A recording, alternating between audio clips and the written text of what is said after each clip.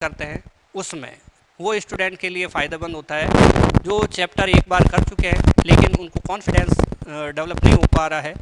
वो जब याद कर रहे हैं लेकिन याद लंबे समय तक नहीं रह रहा है, न्यूमेरिकल क्वेश्चन करने बैठते हैं तो दिक्कत आती है। फॉर्मूला कौन सा अप्लाई करें न्यूमेरिकल क्वेश्चन में, ये हमें समझ नहीं आता है। या चैप्टर से चैप्टर आगे से आगे पढ़ते जा रहे हैं और पिछले चैप्टर भूलते जा रहे हैं, उनको कोई दिक्कत आती है हर चीज़ में। तो ऐसे स्टूडेंट के लिए सारे व्यवस्था रखी जाती है। नेक्स्ट, ये चैप्टर कंप्लीट होने के बाद में हम क्या करते हैं, इसका एक टेस्ट लेते हैं और टेस्ट के बाद बच्चे की परफॉर्मेंस चेक की जाती है। कॉन्टैक्ट नंबर वही है, इस संडे कौन सा चैप्टर एग्जाम करने वाले हैं इसके बारे में जानकारी चाहिए तो कॉन्टैक्ट कर सकते हैं। आज का जो टॉपिक है हमारे पास क्लास 11 का गुरुत्व स्थिति ऊर्जा है और देखते हैं इसके बारे में। डेरिवेशन है और इम्पोर्टेंट क्वेश्चन करेंगे हम। ये हमारे पास अर्थ है। डेफिनेशन अगर देखें तो डेफिनेशन क्या होगी कि इन्फिनिटी का मतलब ग्रेविटेशनल एरिया से बाहर कोई पॉइंट ले तो वहाँ से अगर कोई एक ऑब्जेक्ट को लेके आए ग्रेविटेशनल एरिया में किसी पॉइंट पी पर, तो हमें कितना वर्क डन करना पड़ता है, वो वर्क डन ही क्या होता है, ग्रेविटेशनल पोटेंशियल एनर्जी होता है, गुरुत्व स्थितिज ऊर्जा होती है। देखते हैं, सपोज ये पॉइंट आपके पास अनंत पे है और यहाँ से किसी ऑब्जेक्ट को लेके आते हो आप इस पॉइंट P पर। ये पॉइंट जो P है वो इस सेंटर से स्मॉल r डिस्टेंस पर है। Small r equal to r plus h है, जहाँ पे r जो है वो पृथ्वी की त्रिज्या है, वो पृथ्वी का केंद्र है, r पृथ्वी की त्रिज्या है, ये पृथ्वी की सतह है, यहाँ से ये ऊंचाई कितनी है, h है। तो अगर स्मॉल r की वैल्यू देखी जाए तो कितनी बनेगी, r प्लस h बनेगी। हम किसी ऑब्जेक्ट को कहाँ से लेके आ रहे हैं, यहाँ से इन्फिनिटी से लेके आ रहे हैं, कहाँ तक, r distance, small r distance, earth के सेंटर से स्मॉल r डिस्टेंस पॉइंट पर लेके आ रहे हैं। अभी क्या करना है, अभी ये करना है कि ये जो पॉइंट है इन्फिनिटी वाला, ये ग्रेविटेशनल एरिया से बाहर है, तो यहाँ पे टोटल एनर्जी क्या रहेगी, 0 रहेगी। और यहाँ पे इस जगह पे हम जिस पाथ से लेके आ रहे हैं उस पाथ को हम छोटे छोटे अल्पांशों में, स्मॉल एलिमेंट में डिवाइड कर देते हैं, छोटे छोटे अल्पांश बना लेते हैं। जो रास्ता है उसको छोटे छोटे भागों में डिवाइड कर देते हैं, छोटे छोटे भाग लेते हैं, अल्पांश समझते हो। ये अल्पांश सोच लो आप, dx ले लो या dr ले लो, हम यहाँ पे dr ले लेंगे, सही है। तो हमें अगर मान लो अनंत से लेके r तक की गणना करनी है, अनंत से r तक की गणना करनी है, तो हमें क्या करना पड़ेगा, कार्य का सूत्र लगाना पड़ेगा। कार्य बराबर बल इंटू बल की दिशा में विस्थापन। बल और विस्थापन का अधिक गुणनफल कार्य के बराबर होता है और ये कार्य ही किस रूप में संचित रहेगा, गुरुत्व स्थितिज ऊर्जा के रूप में। मतलब W को हटाओ, U लिखो, जितना कार्य किया वही तो स्थितिज ऊर्जा है, नाम कार्य है पर है क्या, स्थितिज ऊर्जा। तो एक बार स्थितिज ऊर्जा की डेफिनेशन में वापस बोलता हूँ, क्या है कि किसी वस्तु को अनंत से गुरुत्व क्षेत्र में किसी बिंदु P तक लाने में किया गया कार्य, उस बिंदु पर गुरुत्व स्थितिज ऊर्जा कहलाता है। सही है, अनंत से किसी बिंदु तक लाने में किया गया कार्य उस बिंदु P पर स्थितिज ऊर्जा कहलाती है। ठीक है, तो इसका मतलब कार्य और स्थितिज ऊर्जा बराबर है। लिख भी दिया क्या, अनंत से किसी वस्तु को गुरुत्व क्षेत्र में किसी बिंदु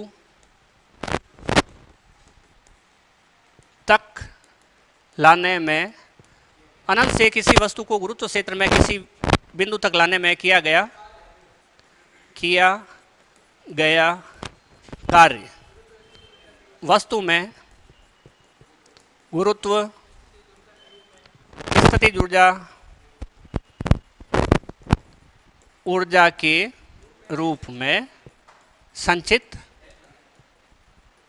रहता है। ठीक है, कार्य है उसी को हम गुरुत्व स्थितिज ऊर्जा कहते हैं। ये हो गया कार्य। ठीक है, अब हमें क्या काम करना है, इसका डेरिवेशन करना है। डेरिवेशन करने के लिए हम क्या काम करें, तो W इक्वल टू क्या रहेगा, अनंत से R तक। कहाँ से रवाना हुए, अनंत से रवाना, कहाँ तक आए, R तक आए, F डॉट dr, बल इंटू बल की दिशा में विस्थापन। ये कार्य ही किसके बराबर है, और कार्य हमेशा किसी न किसी बल के, इसलिए निशान माइनस का है। सही है, ये निशान माइनस का लगा है। हमें पता होना चाहिए निशान माइनस का क्यों आ रहा है। तो बोलो W बराबर माइनस अनंत से R तक डॉट dr वेक्टर, F का फॉर्मूला क्या लिखें, G(m)m अपॉन R स्क्वायर और R कैप। क्या ये परफेक्ट है? क्या हमें कोई निशान माइनस का प्लस का लगाना चाहिए? क्यों लगाना चाहिए? वो तो यहाँ हो गया, ये माइनस आया, आकर्षण बल को प्रदर्शित करता है। अगर दो वस्तुओं के बीच में प्रतिकर्षण लगता है, दो आवेशों के बीच में, तो प्लस का निशान बताएगा। और अगर दो वस्तुओं के बीच में माइनस लगता है, ये आकर्षण लगता है, तो माइनस के निशान। ये माइनस का निशान बताता है कि कार्य हमेशा किसी बल के विरुद्ध होता है, और ये माइनस क्या बताता है, ये आकर्षण बल को प्रदर्शित करता है। सही है, तो क्या ये याद हो गया? बिना देखे लिख पाओगे? तो पूरा लिखना है। तो W इक्वल टू हमारे पास रहेगा माइनस माइनस प्लस, है ना, बली मत लिखो। ये हो गया अनंत से R, G कैपिटल M। बोलो कैपिटल M क्या चीज़ है? पृथ्वी का द्रव्यमान है। छोटा m क्या चीज़ है? जिस वस्तु को लेके आ रहे हैं उसका द्रव्यमान है ना। ऊपर से लेके आए थे ना, कहाँ गई वस्तु? उन पृथ्वी सब गायब हो गए। यहाँ से लेके आए, इस वस्तु का द्रव्यमान यहाँ तक। सही है, और R cap dot dr vector. सही है, अभी हमें डायरेक्ट याद रखना है कि dr कहते हैं, और कैसे कहते हैं वो मैं अभी बता दूंगा उधर। ठीक है ना। तो W इक्वल टू, देखो कांस्टेंट को बाहर ले लो, G(m)m अपॉन कुछ नहीं, अनंत से R तक 1 अपॉन R स्क्वायर। इसको क्या लिख देंगे? dr लिख देंगे। क्यों लिख देंगे वो अभी बताते हैं। हाँ, ये देखो हमारे पास है R cap dot dr vector. सही है, अब क्या करें, R vector upon R dot dr। तो R तो क्या रहेगा? 1 रहेगा। R क्या रहेगा? 1 रहेगा, क्योंकि एकांक सदिश है। एकांक सदिश किसे कहते हैं? जिसका परिमाण 1 हो, मैग्नीट्यूड परिमाण, संख्यात्मक मान 1 हो। और दूसरा एकांक सदिश का फॉर्मूला क्या होता है? सदिश बटा सदिश का परिमाण। सदिश बटा सदिश, सदिश ये रहा, उसका परिमाण ये। तो ये तो 1 में चला गया। अगर हम ये R और dr की बात करें तो cos थीटा नहीं होगा क्या? A डॉट B बराबर AB cos थीटा दिया। अब थीटा की वैल्यू कितनी रहेगी? R dr cos 0, क्योंकि जिधर R होगा उधर ही तो dr होगा। अरे भाई ये लाइन है अपने पास, इसमें से अल्पांश काटना है तो इधर ही कटेगा। ये अल्पांश की साइड और इसकी साइड एक ही तो होगी, अलग अलग कैसे हो सकती है? R और dr, देखो ये R की डायरेक्शन और वही dr की डायरेक्शन, dr की भी यही है। ये देखो ये तीर। ठीक है, तो हमें क्या समझ में आया? ये पता चला हमें कि R की तो वैल्यू 1 होती है, तो 1 लिख दी। dr की जगह dr है और cos 0 की 1 हो गई, तो dr, खाली dr आ गया। तो हमने R डॉट dr ये हटा के dr लिख दिया। अब हमें करना है इंटीग्रेशन, समाकलन। W is equal to G(m)m समाकलन अनंत से R तक R की घात -2 dr। इस लाइन को हम बैक में वापस लिख लेते हैं। ठीक है, तो ये हो गया हमारे पास। बोलो W इक्वल टू G(m)m अनंत से और -2 dr। नीचे से तो ऊपर लेके आए। ठीक है, फॉर्मूला बोलो क्या आएगा? G(m)m R की घात -2 अपॉन में +1। सही है क्या? R ये आता है फॉर्मूला, जिनको नहीं आता वो देख लेना इधर। x की पावर n dx और समाकलन x की पावर n+1 और n+1, पावर में एक ऐड हो जाता है और उसी का हम डिवाइड कर देते हैं, है ना। वो फॉर्मूला है W equal to G(m)m R की पावर -1 और ये -1।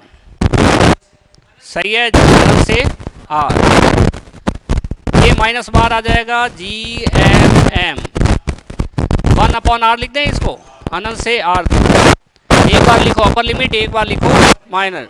W equal to -G(m)m 1 upon minus 1 upon R को हटाओ एक बार अपर लिमिट आर, ये आर हट गया, ये वाला आर यहाँ आ गया, और अनंत को लिखो। हमें पता है W equal to minus G M M 1/r minus 0, क्योंकि 1 अपॉन अनंत इज इक्वल टू 0 होता है। सही है। Next W equal to minus G M M upon R, यही हो गया फॉर्मूला इसका। हाँ, यही कार्य वस्तु में बोलो गुरुत्व स्थितिज ऊर्जा के रूप में